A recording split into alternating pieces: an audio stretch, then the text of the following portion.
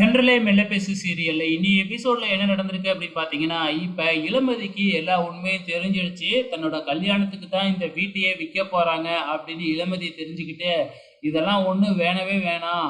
ஏன் கலா உங்ககிட்ட வரதட்சணை கேட்டாங்களா? அப்படின்னு கேட்கிறப்ப, இல்ல அவங்கலாம் கேட்கவே இல்ல. நாங்க ஏதாச்சும் செய்யணும்ல. அதனால எங்களோட விருப்பத்துல தான் இத செய்றோம். அது மட்டும் இல்ல, இந்த வீட்டு மேல எப்பயுமே லீலாவதிக்கு ஒரு ஆசை இருக்குல்ல. எதுக்கு வெளியாளுக்கு போய் வித்துக்கிட்டு, லீலாவதிக்கே வித்தரலாம்னு நானும் முடிவு பண்ணிட்டேன். அப்படின்னு இளமதி எவ்வளவு சொன்னாலும் கேட்காம, இளமதியோட அப்பா, அம்மாவும் டிசைட் பண்ணிடுறாங்க. இப்ப இளமதிக்கு என்ன செய்யறதுன்னே தெரியவே இல்ல. இப்ப என்ன நடக்குது அப்படின்னு பார்த்தீங்கன்னா, இந்த லீலாவதி நேரா போய் இந்த விஷயத்த ரிஷி கிட்ட சொல்லிக்கிட்டு இருக்கிறாங்க. ரிஷி கிட்ட பணத்த வாங்கி குடுத்து எப்படியாச்சும் இந்த வீட்ட நம்ம பேர்ல எழுதிறணும் அப்படின்னு பிளான் போட்டுறாங்களாட்டுக்கு. ஸோ இந்த வீட்ட மட்டும் நம்ம எழுதி வாங்கிட்டோம் அப்படின்னா, கண்டிப்பா வந்து அந்த கல்யாணம் எப்படியும் நடக்கவே நடக்காது. ஆனா வந்து பார்த்தீங்கன்னா, வீடும் நம்ம கைக்கு வந்துரும். அதுக்கப்புறம் அவங்களுக்கு பிரச்சனை தான் அப்படிங்கிற மாதிரி ஏதோ ஒரு பிளான போட்டுக்கிட்டு இருக்கிறாங்க.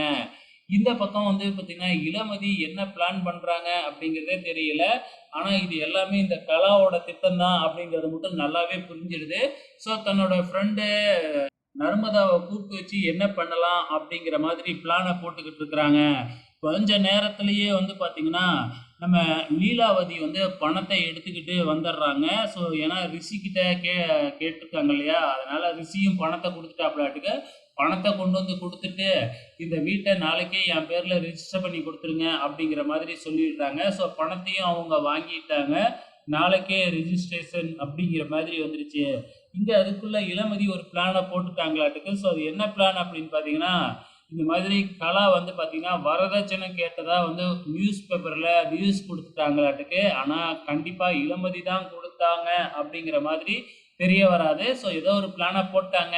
ஸோ இத நம்மளே போய் சொன்னா வந்து யாரும் நம்ப மாட்டாங்க அப்படின்னு சொல்லி, பரமன வர வச்சு நியூஸ் பேப்பர காமிச்சு, அதுக்கப்புறம் என்ன அந்த நியூஸ் பேப்பர எடுத்துட்டு போயி நேரா கலா கிட்ட காமிக்கிறாங்க.